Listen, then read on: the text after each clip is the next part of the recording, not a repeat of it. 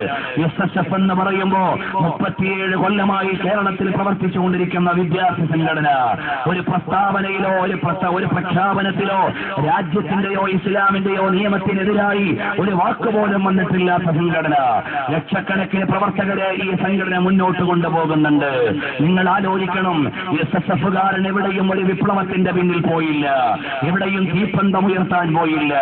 ധാർമ്മിക വിപ്ലവം ജിന്ദാബാദ് എന്ന മഹനീയമായ മുദ്രാവാക്യത്തിലൂടെ വിദ്യാഭ്യാസ മേഖലയിൽ പ്രവർത്തിച്ചുകൊണ്ടിരിക്കുന്ന ഈ സംഘടന മെഡിക്കൽ എഞ്ചിനീയറിംഗ് മേഖലകളിൽ മാത്രം ആയിരക്കണക്കിന് വിദ്യാർത്ഥികൾക്ക് മെമ്പർഷിപ്പ് ഉള്ള പ്രസ്ഥാനമാണിത്. അതുപോലെ തന്നെ ഉന്നത വിദ്യാഭ്യാസം നേടിക്കൊണ്ടിരിക്കുന്ന വിദ്യാർത്ഥികൾക്ക് സ്കോളർഷിപ്പ് കൊടുത്ത് പഠിപ്പിക്കുന്ന പ്രസ്ഥാനമാണിത്.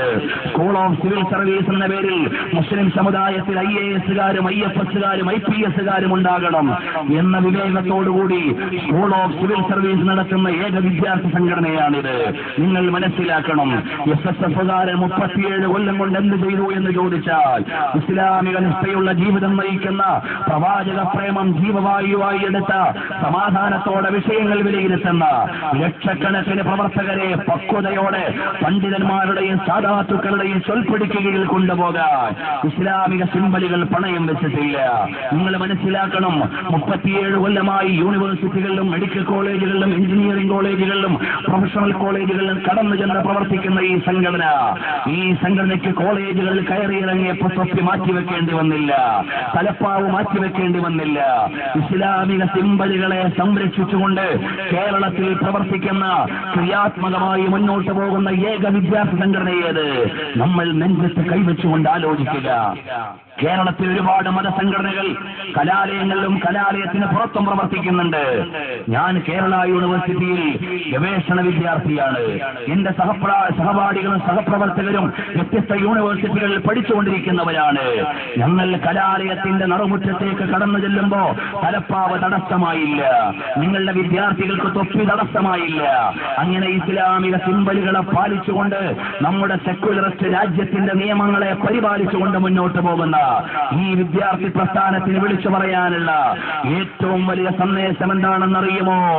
ലാ യുഅ്മിനു അഹദുകും ഹത്താ അകൂന അഹബ്ബ ഇലൈഹി മിൻ വാലിദിഹി വവലദിഹി വന്നാസി അജ്മഈൻ.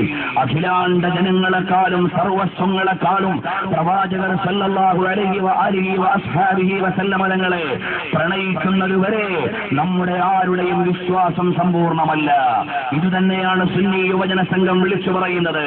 ഇതുതന്നെയാണ് അമേരിക്കയിലും ബ്രിട്ടനിലും അറബ് രാജ്യങ്ങളിലും യൂറോപ്യൻ രാജ്യങ്ങളിലും എല്ലാ രാജ്യങ്ങളിലും പ്രവർത്തിച്ച് ഇസ്ലാമിക മുന്നേറ്റത്തിന് കാര്യക്ഷമമായി കാൽവെപ്പ് നടത്തുന്ന കാന്തപുരം AP അബൂബക്കർ മുസ്ലിയാർ, ആഗോള പണ്ഡിതന്മാർ, മഹാന്മാരായ പണ്ഡിത കേസരികൾ, ആ പണ്ഡിത കേസരികളുടെ പക്വതയാർന്ന കാൽവെപ്പുകളോടെയാണ് ഈ പ്രസ്ഥാനങ്ങൾ മുഴുവനും മുന്നോട്ട് പോകുന്നത്.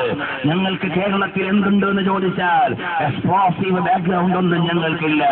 ഞങ്ങൾക്കുള്ളത് താജുൽ ഉലമാ ഉള്ളാളതങ്ങൾ എന്ന മഹനീയമായ ആത്മീയ നേതൃത്വം, ഞങ്ങൾക്കുള്ളത് ഖമറുൽ ഉലമാ കാന്തപുരം ഉസ്താദ് എന്ന കാന്തദർശിത്വമുള്ള സമകാലിക മുസ്ലിങ്ങളുടെ ആഗോളതലത്തിലെ അജയ്യമായ ശബ്ദം, ഞങ്ങൾക്കുള്ളത് ബഹുമാനപ്പെട്ട നെല്ലിക്കുത്ത് ഉസ്താദ് എന്ന ആത്മീയ പണ്ഡിത കേസരികളിലെ അഗ്രേസരന്മാരിൽ ഒരാൾ, ഞങ്ങൾക്കുള്ളത് പൊന്മള അബ്ദുൽ ഖാദിർ ഉസ്താദ് എന്ന് പറയുന്ന തികഞ്ഞ മതപണ്ഡിത നേതൃത്വം, ഞങ്ങൾക്കുള്ളത് ആദർശ കേരളത്തിന്റെ ആത്മാവായി മാറിയ ബഹുമാനപ്പെട്ട മൗലാന പേരോട് ഉസ്താദ് അടക്കമുള്ള നിരവധി പണ്ഡിത കേസരികളുടെ വലിയൊരു നിര ആധികാരികമായി മതത്തെ ഓഥന്റിക്കായി കൈകാര്യം ചെയ്യാൻ ഞങ്ങളുടെ നേതൃത്വത്തിനുണ്ട്, നമ്മുടെ കേരളീയ മുസ്ലിങ്ങൾക്കുണ്ട് എന്നത് അഭിമാനത്തോടെ നാം തിരിച്ചറിയേണ്ടതാണ്.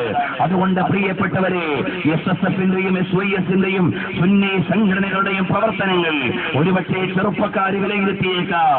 ഇവരെന്താ ഇവിടെയും മൗനം വീക്ഷിക്കുന്നത്, സമാധാനത്തോടെ മുന്നോട്ട് പോകുന്നത്? പക്വതയുടെ കാൽവെപ്പുകൾക്ക് സാവധാനമുണ്ടാകും, അല്ലാതെ എടുത്തുചാട്ടത്തിന്റെ പോരാട്ടങ്ങൾക്ക് എടുത്തുചാട്ടമേ ഉണ്ടാകൂ. നമുക്കൊന്നും നേടിയെടുക്കാൻ കഴിയില്ല. അതുകൊണ്ട് പക്വതയോടെ കാൽവെപ്പ് നടത്തിയത് കൊണ്ടാണ്. നിങ്ങൾ ആലോചിച്ചു നോക്കിയിട്ടുണ്ടോ, സ്വതന്ത്ര ഭാരതം വന്നപ്പോൾ വിദ്യാഭ്യാസ മന്ത്രിയാകാൻ യോഗ്യതയുള്ള മൗലാന മുഹമ്മദ് അലിയുടെയും ഷൗക്കത്ത് അലിയുടെയും പശ്ചാത്തലം എന്താ? വേണ്ട സമയത്ത് വിദ്യാഭ്യാസം നേടി എന്നതായിരുന്നു. നിങ്ങൾക്കറിയുമോ, നമ്മുടെ ഇന്ത്യ മഹാരാജ്യത്ത് ബുദ്ധിപരമായ നേതൃത്വം കൊടുക്കാൻ നിരവധി മുസ്ലിം നാമങ്ങൾക്ക് കഴിഞ്ഞതെന്തുകൊണ്ടാണ്? പടിഞ്ഞാറിന്റെ ആലയത്തിൽ പോയി പാശ്ചാത്യ വിദ്യാഭ്യാസം വേണമെങ്കിൽ നേടിയിട്ട് അവർക്കെതിരെ ശ്രദ്ധിക്കണമെന്ന് പഠിച്ചതിന്റെ പേരിലാണ്.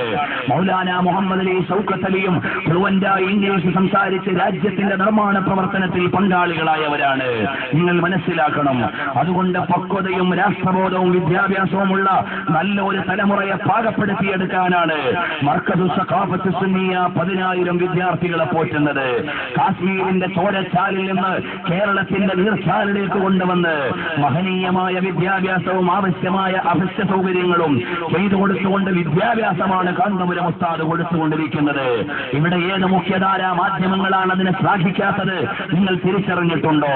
അതുകൊണ്ട് കാലത്തിന്റെ ആവശ്യത്തിനനുസരിച്ച് വിവേകവും ബുദ്ധിയും ബോധവുമുള്ള ഒരു സമുദായത്തിന്റെ സൃഷ്ടിയാണ് പ്രിയപ്പെട്ടവരെ നമുക്ക് ആവശ്യമുള്ളത്.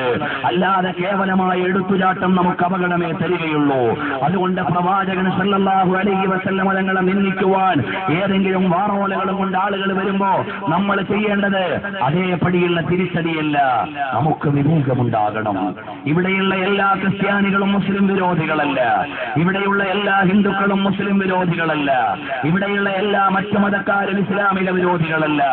എല്ലാ സമുദായത്തിനും പെട്ട ന്യൂനപക്ഷം ഏതെങ്കിലുമൊക്കെ ദുരന്ത ചിന്തകൾ ഉണ്ടാകാം.